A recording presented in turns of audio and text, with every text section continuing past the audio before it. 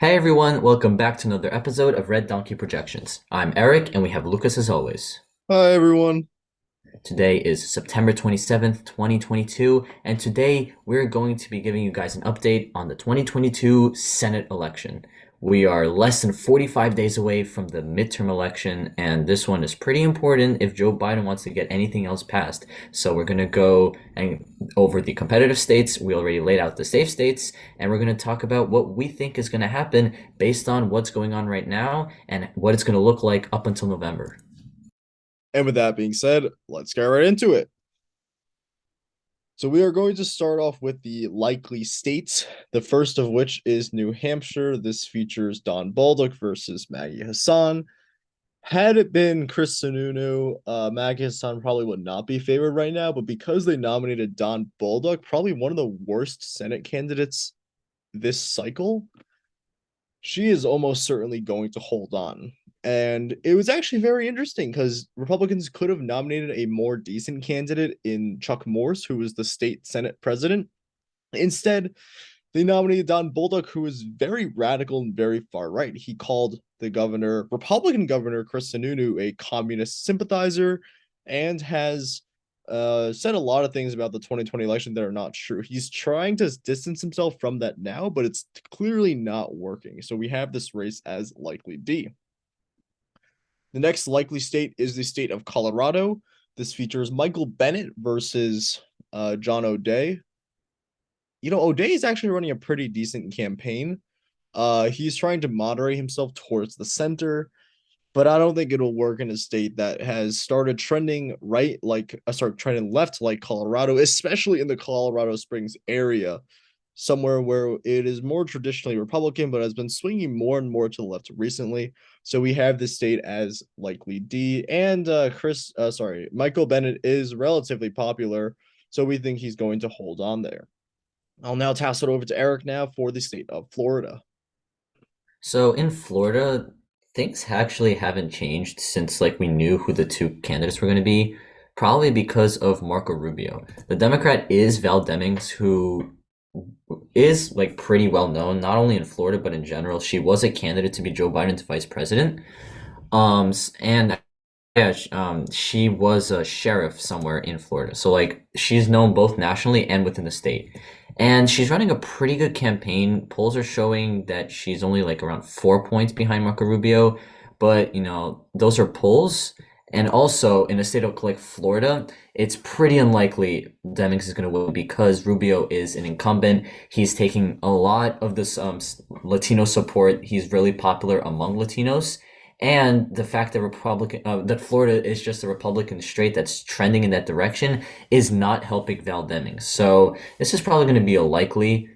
Even though Val Demings is running a good campaign, Florida is just it has such a conservative foundation, and especially during a red wave year where more Republicans are going to come out since the opposite party to them is in power. That's definitely going to increase the votes in their direction.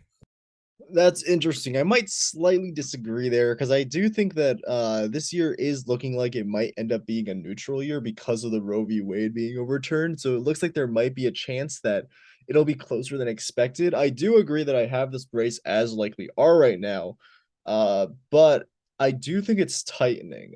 Recent polls have been showing the race growing closer, especially as Rubio is supporting a near total abortion ban. He has said that he wants to have a national abortion ban that would provide very little exceptions, and that might be very unpopular, as we saw throughout special elections, like in the New York 19 congressional special election. The Democrat was able to win because he was able to talk about abortion and try to tie the Republican stance of it being extreme to the fact that they should elect the Democrat instead, and that seemed to work in the past. That could work here, but I do think and I do agree that this state will stay as a likely R state. I'm going to now head to the state of Ohio, where it is Tim Ryan versus JD Vance. This might be our first shift so far. This might be kind of surprising, but I actually shifted the state to be lean R. We had this one as likely R for a while, but I shifted it to lean because, first of all, Tim Ryan is running a really, really good campaign. He's really pivoting to the center in a state that has since become way more Republican. And JD Vance is running a terrible campaign. He is like he is not in any way doing what a campaigner should be doing. And and I guess a lot of people say the same thing. He's like not the traditional type of candidate in terms of campaigning properly. Tim Ryan has been running his campaign basically 100% as a union backer, as someone who the working class should support, and that will definitely help him in this state. And I think ultimately, although he won't win, and the fact that recent polls are actually showing him up, I don't think he'll end up winning, but I think he'll come closer than some people might expect. So I put this race as lean Republican. I'm now going to give it over back to Eric now for the state of North Carolina.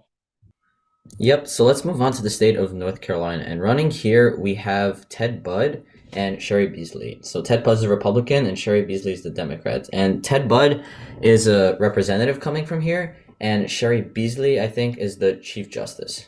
And just like the foundation of North Carolina, it's definitely not as definitive as Florida in terms of how it's trending to the right.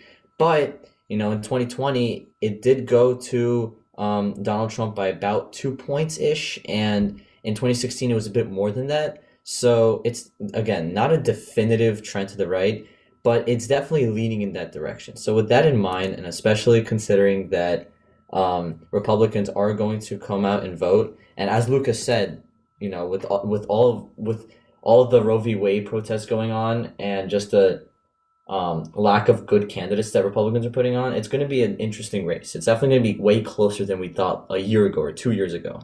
But, the foundation of North Carolina still stands. And given who the candidates are and given the state, it's probably going to go in like a lean, I'd say, to Ted Budd. I agree with that. I think that Ted Budd is one of the better candidates put up by the Republicans, but that's not to say that he's good. He's just been not controversial. He's just kind of been a generic candidate. So he's been able to avoid the disasters that we've seen with JD Vance, and we'll go to next, Blake Masters. So that's what we're seeing right now. I'm now going to head to the state of Arizona. So Arizona is quite interesting because the candidate that was nominated by the Republicans was Blake Masters, who is an interesting guy. He ran in the primary as being a hard right person who supports Trump no matter what. XYZ, he'll do this, he'll do that for him. He said he wants to ban all abortions, no exceptions. He wanted very, very far right proposals. The second he won that primary, he went directly to the middle. He's like, I only support very limited abortion bans. He backtracked and flip-flopped a bunch of issues. And I want to make the point here that there's a difference between pivoting in the general election and completely flip-flopping, which is what we're seeing Blake Masters do. He's not pivoting to the center. He's completely flip-flopping on every issue to win back moderate voters. And that's honestly not going to fly because a lot of people in Arizona see that he flip-flopped completely on his stances and he's just doing it in the general election for the votes anyway. As a result, and plus, McConnell and his pack, they also kind of see the same thing because they actually pulled money from Arizona. They chose not to fund Blake Masters' race, perhaps because they think that he's not going to win. So we are going to be putting this race actually as lean Democratic. Mark Kelly does look to be decently up right now in the polls, and he's generally a pretty good candidate, a pretty well-known guy. So I think that this state will end up going in a lean margin for Mark Kelly. I'm now going to give it to Eric for the state of Wisconsin. So let's go to the state of Wisconsin. So here we have Ron Johnson, who is the very well-known incumbent nationally and within the state. He actually didn't want to run again, but I think he was pressured by the Trump administration to do so because, he was such a fitting candidate for Wisconsin. He was a very familiar candidate for them. Johnson sided with Trump a lot during Trump's administration. So people are kind of familiar with his type of platform. And on the Democratic side, we have Mandela Barnes, who is the winner of the primary there. He was the lieutenant governor, and I think he was a state representative there at one point. So what's going on here? So Mandela Barnes is actually not doing that bad in the polls. I believe it's around like 0.1 lead for Ron Johnson, which considering Wisconsin and the candidate, not that bad. And although the polls are showing a very close race, it's definitely not going to translate into that close of an actual um, turnout in the actual election. So I think this is probably going to be like a lead for Johnson. Definitely not a tilt because Wisconsin is does slightly lean to the right, but I think that in this type of election, Ron Johnson will probably be polling anywhere from 1 to 5, which is the designated lean category. That's very interesting. I think what I also agree, but I'm more between tilt and lean. I think that Ron Johnson is kind of unpopular right now, which is important to note, because he has taken a very hard right. But yeah, I mean, Wisconsin has been trending a little bit to the right recently, so we'll put this one as a lean R for now. I'm gonna now head to the state of Nevada. Nevada is very interesting because this might be the best Republican recruit that they got all year in this cycle, which was former Attorney General Adam Laxalt. And I honestly don't think he's a good candidate. He's just better than everyone else, better than every other Republican candidate. He has run in the past before, but he actually ran for governor in 2018 and lost. Ultimately, I think Catherine Cortez Masto will be able to pull it off. I know right now she is slightly down in the polls, but I think on election day she'll be able to pull together a coalition for her to win, which is why we have this race as tilted. We have it very narrowly going to Catherine Cortez Masto. We think she's a good fit for the state, and she'll ultimately be able to win. I'm gonna give it over to Eric now for the state of Georgia. So in Georgia, we have Raphael Warnock, who was just recently elected in a special election, and we have Herschel Walker, who, funny enough, is a football player, and now he's involved in politics in Georgia, which is a quite interesting pathway. Um, Warnock is doing quite well as compared to Herschel Walker. I believe the polls are showing around like a 2 point lead for Raphael Warnock. But again, Georgia's kind of a very down the center state, especially recently. Like in 2020, it barely went to Joe Biden, and in the 2021 special election, it very narrowly went to both Democratic candidates. So it is like slightly to the left, but again, it's definitely not definitive. But the thing is that like Herschel Walker is not an ideal candidate to try to win over such a swing state. He said some quite interesting things, such as like that there are enough trees and that we don't have to plant more of them when referring to the Inflation Reduction Act. I think that was a thing.